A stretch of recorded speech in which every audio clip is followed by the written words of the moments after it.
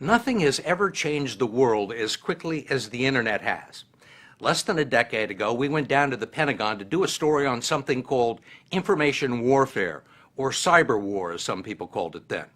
It involved using computers and the internet as weapons. Much of it was still theory, but we were told that before too long, it might be possible for a hacker with a computer to disable critical infrastructure in a major city and disrupt essential services, to steal millions of dollars from banks all over the world, to infiltrate defense systems, extort millions from public companies, and even sabotage our weapons systems.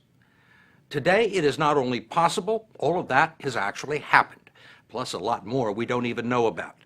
It's why President Obama has made cyber war defense a top national priority, and why, as we first reported in November, some people are already saying that the next big war is less likely to begin with a bang than a blackout.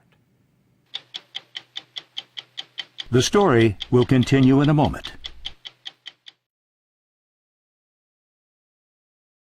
Can you imagine your life without electric power? When the president rolled out his... Until February 2009, retired Admiral Mike McConnell was the nation's top spy. As Chief of National Intelligence, he oversaw the Central Intelligence Agency, the Defense Intelligence Agency, and the National Security Agency. Few people know as much about cyber warfare and our dependency on the power grid and the computer networks that deliver our oil and gas, pump and purify our water, keep track of our money, and operate our transportation systems. If I were an attacker and I wanted to do strategic damage to the United States, I would either take the cold of winter or the heat of summer. I probably would attack electric power on the U.S. East Coast, maybe the West Coast, and attempt to cause a cascading effect. All of those things are in the art of the possible from a sophisticated attacker. Do you believe our adversaries have the capability of bringing down a power grid? I do. Is the U.S. prepared for such an attack? No, the United States is not prepared for such an attack. It's now clear this cyber threat is one of the most serious economic and national security challenges we face as a nation. 4 months after taking office, President Obama made those concerns part of our national defense policy, declaring the country's digital infrastructure a strategic asset and confirming that cyber warfare had moved beyond theory. We know that cyber intruders have probed our electrical grid, and that in other countries, cyber attacks have plunged entire cities into darkness. President Obama didn't say which country had been plunged into darkness, but a half a dozen sources in the military, intelligence, and private security communities have told us the president was referring to Brazil. Several prominent intelligence sources confirmed that there were a series of cyber attacks in Brazil, one north of Rio de Janeiro in January of 2005 that affected 3 cities and tens of thousands of people, and another much larger event beginning on September 26, 2007. That one, in the state of Espírito Santo, affected more than 3 million people in dozens of cities over a 2-day period, causing major disruptions. In Vitoria, the world's largest iron ore producer had 7 plants knocked offline, costing the company $7 million. It is not clear who did it or what the motive was, but the people who do these sorts of things are no longer teenagers making mischief. They're now likely to be highly trained soldiers with the Chinese army, or part of an organized crime group in Russia, Europe, or the Americas. They can disrupt critical infrastructure, wipe databases. We know they can rob banks, so it's a much bigger and more serious threat. Jim Lewis is a director at the Center for Strategic and International Studies, and he led a group that prepared a major report on cybersecurity for President Obama. What was it that made the government begin to take this seriously? In 2007, we probably had our electronic Pearl Harbor. It was an espionage Pearl Harbor. Some unknown foreign power, and honestly we don't know who it is, broke into the Department of Defense, to the Department of State, the Department of Commerce, probably the Department of Energy, probably NASA. They broke into all of the high-tech agencies, all of the military agencies, and downloaded terabytes of information. Terabytes? A terabyte is, it's hard to say, the Library of Congress, which has millions of volumes, is about 12 terabytes. So we probably lost the equivalent of a Library of Congress worth of government information in 2007. All stolen by foreign countries. Yeah, this was a serious attack, and that's really what made people wake up and say, hey, we've got to get a grip on this. But since then, there has been an even more serious breach of computer security, which Lewis called the most significant incident ever publicly acknowledged by the Pentagon. Last November, someone was able to get past the firewalls and encryption devices of one of the most sensitive U.S. military computer systems and stay inside for several days. This was the CENTCOM network, the command that's fighting our two wars. And some foreign power was able to get into their networks and sit there and see everything they did. What do you mean, sit there? They could see what the traffic was, they could read documents, they could interfere with things. It was like they were part of the American military command. Lewis believes it was done by foreign spies who left corrupted thumbnail drives or memory sticks lying around in places where U.S. military personnel were likely to pick them up. As soon as someone inserted one into a CENTCOM computer, a malicious code opened a back door for the foreign power to get into the system. So presumably nobody at the Pentagon is plugging in... They've banned them. My impression is most people understand that there is a threat out there. I don't think most people understand that there are incidents that are happening. You know, I've been trying to figure out why that is, and some of it is the previous administration didn't want to admit that they had been rolled in 2007. There's a disincentive to tell people, hey, things are going badly. But it doesn't seem to be sinking in, and some of us call it the death of 1,000 cuts.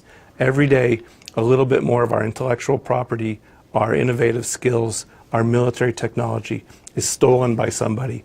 And it's like little drops. Eventually we'll drown, but every day we don't notice. Congress has noticed allocating $17 billion for a top-secret national cybersecurity initiative, and the Department of Defense has nominated Lieutenant General Keith Alexander, head of the NSA, to run a new military command devoted to offensive and defensive cyber war. How much of this are we doing? We, meaning the United States. We're in the top of the league, you know. We're as good as So whatever foreign countries are doing to the United States is doing to them. We are in the top of the league. We are really good. And if you talk to the Russians or the Chinese, they say, how can you complain about us when you do exactly the same thing? It's a fair point with one exception. We have more to steal. We have more to lose. We're the place that depends on the internet. We've done the most to take advantage of it. We're the ones who've woven it into our economy and to our national security in ways that they haven't. So we are more vulnerable. Even the country's most powerful weapons are targets. So technicians at the Sandia National Laboratories make their own microchips for nuclear weapons and other sophisticated systems. This is Jim Gosler, one of the fathers of cyber war, says most commercial chips are now made abroad, and there are concerns that someone overseas could tamper with them. So you're worried about somebody being able to get in and reprogram a nuclear weapon or get inside and put something in there that would make certainly alter its functionality. What do you mean by alter its functionality? Such that when the weapon needed to be to go operational, it wouldn't work. Have you found microchips that have been altered? We have found microelectronics and electronics embedded in applications that they shouldn't be there. And it's very clear that a foreign intelligence service put them there. There are thousands of attempted attacks every single day, tens of thousands of attacks. Sean Henry's job is to police potential targets all over the United States. He is an assistant director of the FBI in charge of the Bureau's cyber division. He told us that criminals have used the internet to steal more than $100 million from U.S. banks so far this year, and they did it without ever having to draw a gun or pass a note to a teller. The FBI became famous stopping bank robberies. Are there more bank robberies in terms of the amount of money stolen on the internet than there are guys walking into branches? Absolutely. With guns? Yes. Really? I've seen attacks where there's been $10 million lost in one 24-hour period. If that had happened in a bank robbery where people walked in with guns blazing, that would have been headline news all over the world. And the bank probably didn't want it known. Certainly, when there's a network breach, the owners of the network are not keen to have it known that their network was breached because of their concern that it might impact their business. The case Henry mentioned didn't involve just one bank, it involved 130, all of them victimized through an international network of ATMs, an international caper that required dozens of participants on 3 different continents. How did they do it? It was a sophisticated operation, clearly organized, where adversaries accessed the computer network, were able to gain information from multiple accounts. They were able to decrypt PIN numbers, and then taking that data, able to manufacture white plastic that enabled them access to get into ATM accounts. What's white plastic? Take a piece of plastic that's similar in size and shape and weight to an ATM card. They've got the card, they've got the PIN number, and they just drained the accounts. Almost $10 million in a 24-hour period. What cities? 49 cities around the world. In Europe, in North America, South America, Asia, all over the world. Another case you have probably not heard anything about involves an extortion plot against the state of Virginia. Last year, a hacker got into a medical database and stole millions of patient prescription records and then followed it up with a ransom note. The note said, I have your, I can't say that word on television, stuff, we'll call it, in my possession right now. The hacker went on to write, I've made an encrypted backup and deleted the original. For $10 million, I will gladly send along the password. The state of Virginia says it was eventually able to restore the system, but the stolen information, including names, social security numbers, and prescriptions, can be used, sold, or exploited, according to the FBI. Did the Virginia Prescription Monitoring Program pay the $10 million? I can't discuss that. As serious as the electronic theft and extortion of hundreds of millions of dollars might seem, they pale in comparison to some of the other possible scenarios that are no longer outside the realm of possibility. They include an assault on the fiber optic networks that run the world's financial systems. Admiral McConnell, the former director of national intelligence, worries about the integrity of America's money supply. I know that people in the audience watching this are going to say, I mean, could somebody steal money out of my bank account? Or could somebody attack a bank that would wipe out my life savings? And the answer is yes, that's possible, but that's not the major problem. The more insidious issue is what happens when the attacker is not attempting to steal money, but to destroy the process that accounts for money.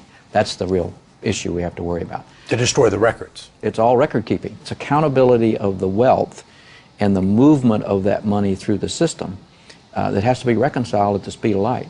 So if you impact or contaminate the data or destroy the data where you couldn't have reconciliation, you could have cascading impact in the banking system. Can you describe the consequences?